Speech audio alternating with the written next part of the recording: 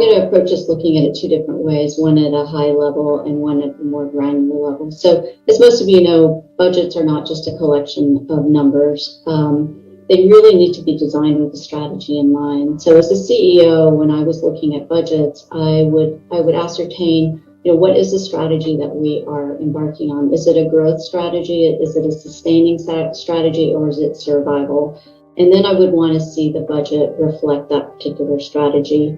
For example, if we're looking at a growth budget, I want to see, investments in talent acquisition and marketing, and perhaps other areas would not have as much investment that did not contribute to growth.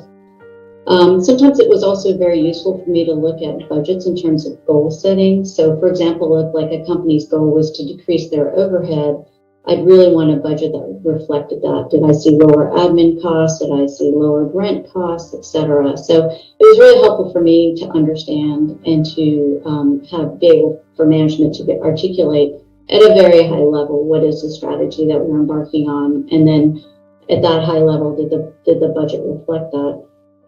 More granularly, obviously, would be looking at actual income versus budget.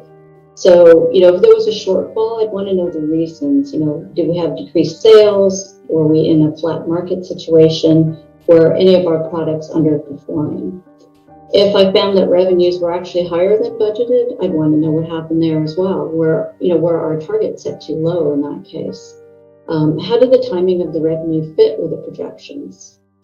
Then looking at actual expenses to budget, how did the fixed costs differ from what we had budgeted? And did the variable costs fit in line with the budget, because they will move with sales as well? And what was the difference in timing of expenditures? What this does is it forces a really close look at the assumptions that were made that went into the actual budgeting process. And, it forces a discussion on were there unforeseen circumstances, was the forecasting incorrect?